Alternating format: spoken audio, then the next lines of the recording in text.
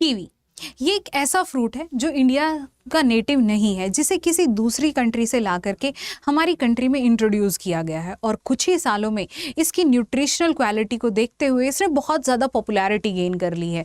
आप थोड़ा सा बीमार होइए, हर एक कोई आपको रिकमेंड कर देगा कि एक कीवी खाइए। आपकी इम्यूनिटी थोड़ी सी क्या वीक पड़ेगी, सभी आपको कह देंगे कि एक कीवी खाया करो। और सिर्फ इसकी न्यूट्रिशनल क्वालिटी ही नहीं, इसको ग्रो करके हमारे फार्मर्स लाखों की इनकम जनरेट कर सकते हैं जो हिली एरिया के हैं, स्पेसिफिकली हिली एरियाज के फार्मर हैं। अगर वो इस कीवी क्रॉप को अडॉप्ट करते हैं, they can earn in lakhs. अगर मैं आपको एक स्टोरी बताऊं, there was a farmer in Uttarakhand तो उन्होंने कुछ साल पहले 10-15 साल पहले इस क्रॉप को ग्रो करने की कोशिश की। एक दो बेल ही उन्होंने अपने फील्ड के अंदर लगाई, but due to village pressure की इससे क्या पैसे मिलेंगे, कैसे आप ग्रो करोगे, क्या टेक्निकलिटी है इसकी, आपको अच्छी इनकम नहीं मिलेगी, उन्होंने इसको ग्रो करना छोड़ दिया। बट वो कहते हैं ना, जहाँ पे पैशन होता है, जहाँ पे होता है कि मुझे कुछ करना है, उन्होंने इसको ग्रो किया कुछ साल पहले और आज वो लाखों की इनकम कमा रहे हैं। हम उनकी स्टोरी अपनी इस वीडियो में डिस्कस करेंगे। उससे पहले हम जानेंगे कि ये जो कीवी क्रॉप है ये कहाँ की नेटिव है, इसकी क्लाइमेटिक कंडीशंस क्या है और हमारे फार्मर इसको ग्रो करके कैसे लाखों में इनकम कमा सकते हैं। सो कीवी क्रॉप जो है ये चाइना की नेटिव है। इसको बेसिकली ये चाइना की ओरिजिनेटेड क्रॉप है जो एक वाइन क्रॉप है, बेल की तरह ये बढ़ती है। जैसे आपका अंगूर की बेल हो गई, ये उससे थोड़ी सी और ज़्यादा डेंस, इसके पत्ते थोड़े और बड़े होते हैं। तो ये उस तरीके की क्रॉप है।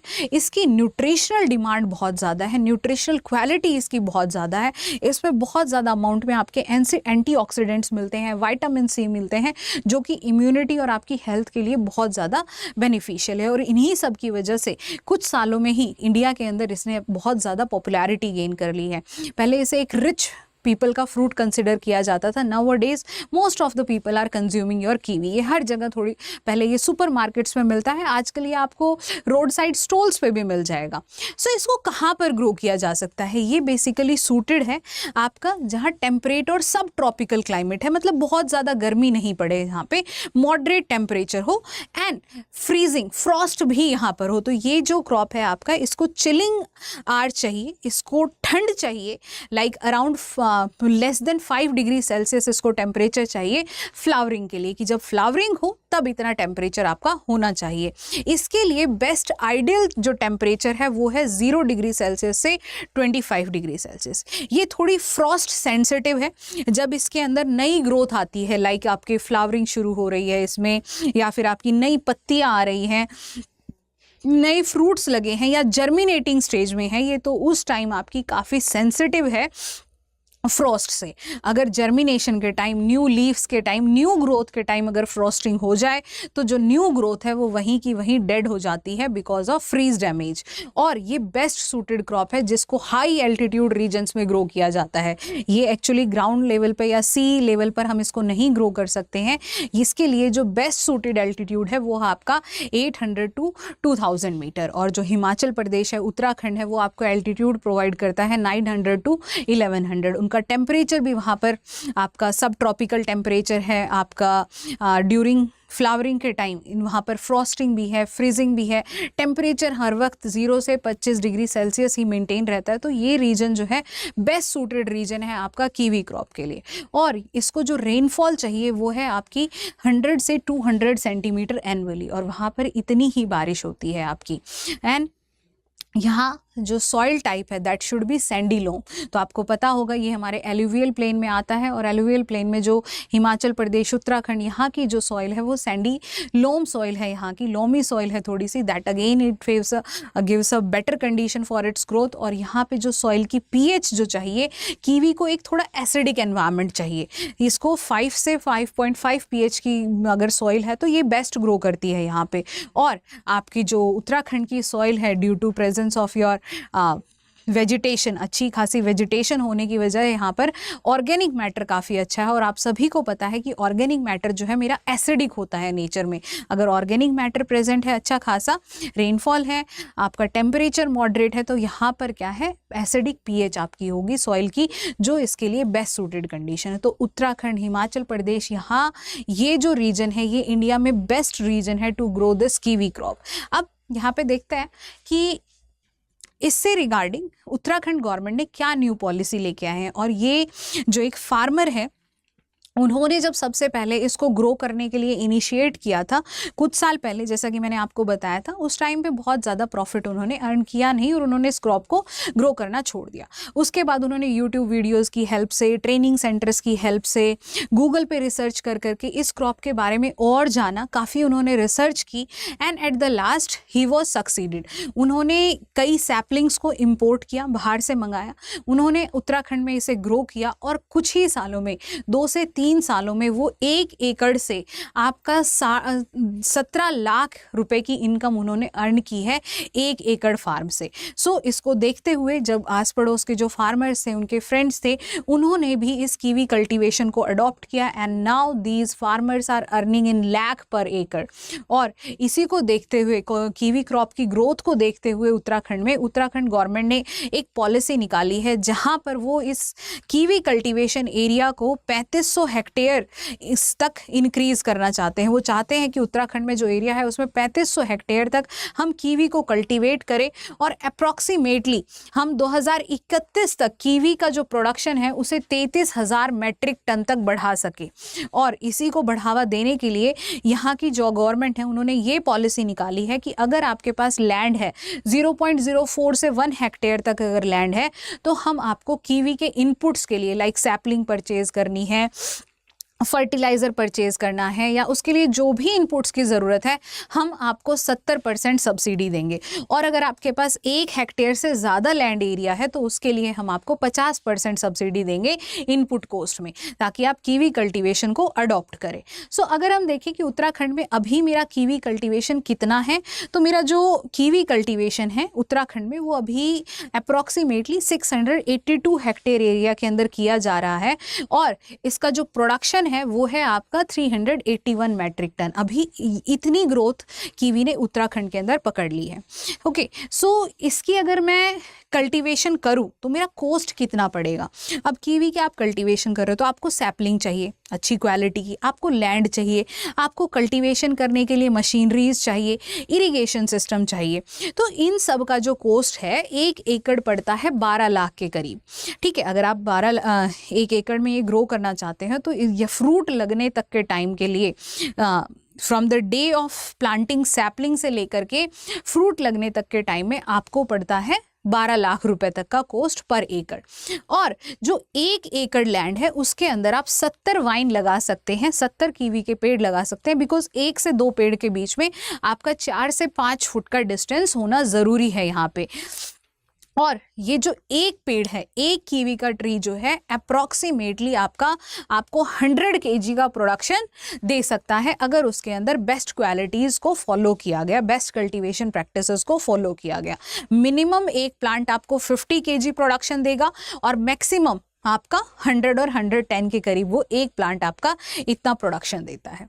सो यहाँ पे अगर मैं कहूँ, अगर प्राइस, मार्केट में प्राइस की बात करूँ, तो अगर मेरा ग्रेड ए फ्रूट है तो एक फ्रूट जो है उसका वेट होता है आपका 80 to 100 ग्राम, जो कि आपको मार्केट में अगर आप सेल करके आओगे तो 300 रुपये पर केजी। ग्रेड बी है तो 200 रुपये पर केजी, ग्रेड सी है तो 80 रुपये पर केजी, और ये जो ग्रेड ए बी सी है ये इनके वेट्स के बेसिस पर इनको आपने क्लासिफाई किया हुआ है। और अब जो ये वाइन क्रॉप है आपने एक बार लगा दी तो ये 50 साल तक लास्ट करेगी। ये आपको प्रोडक्शन देना शुरू कर देती है 3 से 4 सालों के अंदर। और अगर हम एक एवरेज लॉ लगाएं, अगर मैं कहूँ तो एक प्लांट जो है मिनिमम आपको 50 किलो प्रोडक्शन तो देगा ही देगा, जहाँ पर उसकी प्रोडक्शन की जो प्राइस है वो 200 रुपये पर केजी होगा। अगर मैं इस हिसाब से लगाऊं तो कॉस्ट ऑफ प्रोडक्शन मेरा बैठता है 12 लाख रुपए पर हेक्टेयर।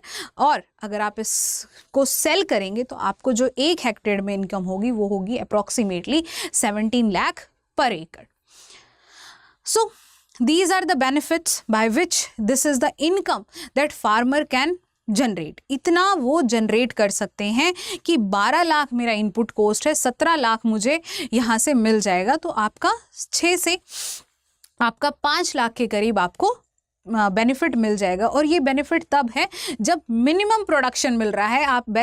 अगर आप बेस्ट बेस्ट कल्टीवेशन प्रैक्टिसेस अगर फॉलो करेंगे, अगर अच्छा न्यूट्रिशन प्रोवाइड कराएंगे, टाइमली इरिगेशन देंगे, तो ये प्रोडक्शन 50 किलो पर प्लांट से इंक्रीज होकर के 100-110 तक भी पहुंच सकता है, जहां से आपका इनकम और ज़्यादा इंक्रीज हो जाएगी। तो अगर मैं कहूँ इसके बेनिफिट्स क्या हैं, अगर आपने देखा होगा तो जो एप्पल क्रॉप है वो काफ़ी ज़्यादा अनप्रिडिक्टेबल हो गई है हिली एरियाज़ में, क्योंकि क्लाइमेट चेंज बहुत ज़्यादा हो रहा है, जिसकी वजह से फ्रूट ड्रॉप की प्रॉब्लम हो रही है, रोटिंग की प्रॉब्लम हो रही है, फ्रूट सेट की प्रॉब्लम सबसे ज़्यादा हो रही है।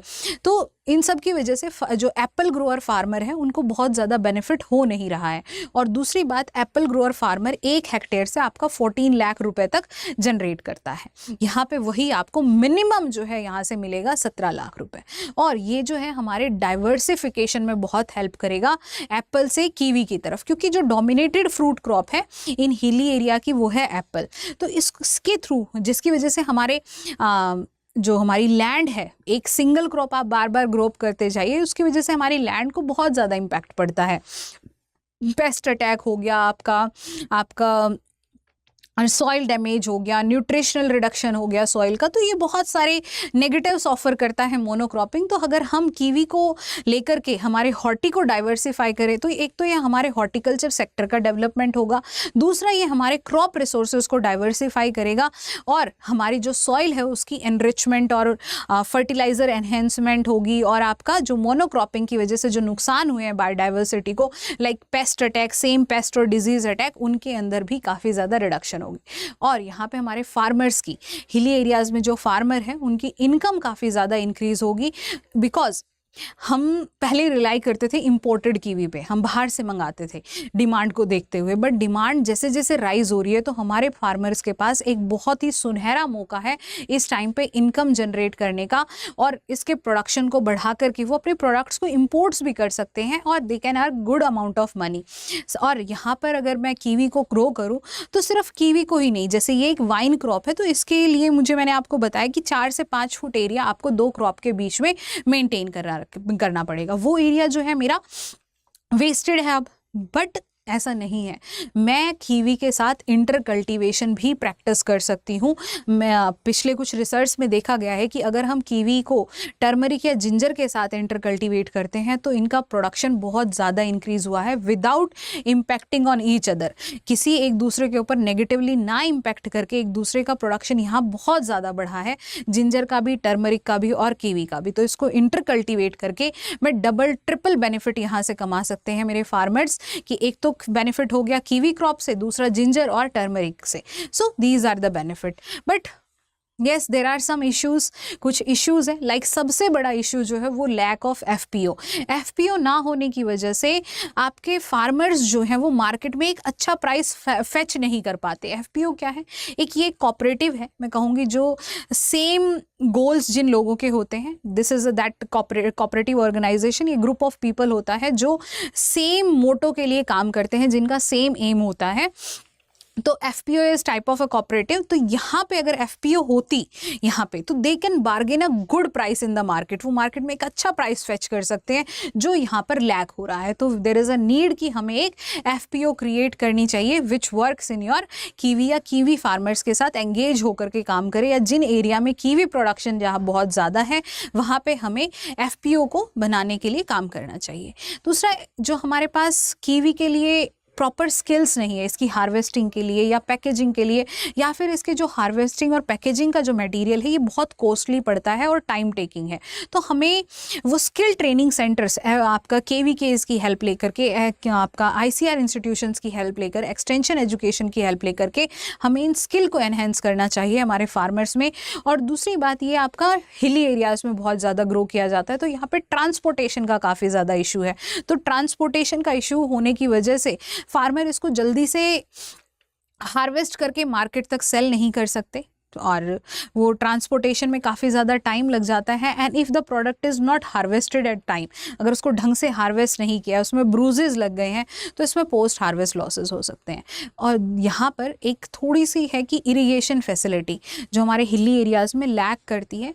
समर के टाइम में इस प्लांट को पर प्लांट 15 लीटर वाटर चाहिए ऑल द अल्टरनेट बेसिस, और इरिगेशन फैसिलिटीज़ हिली एरिया में थोड़ी कम है, जिसकी वजह से एक थोड़ा सा कंस्ट्रेन आता है। But yes, farmer are dealing with this constraint, and they are growing and getting huge amount of income from this crop. So this is all about for this video. Thank you so much and have a nice day. अगर आपके कोई views हो तो आप comment section में ज़रूर share कीजिएगा, और अगर आपको ये वीडियो अच्छी लगी हो तो आई रिक्वेस्ट यू कि आप सभी कमेंट सेक्शन में ज़रूर बताइएगा कि आपको ये वीडियो कैसी लगी, और हमारे चैनल को सब्सक्राइब कीजिए, लाइक कीजिए. Thank you so much and have a nice day.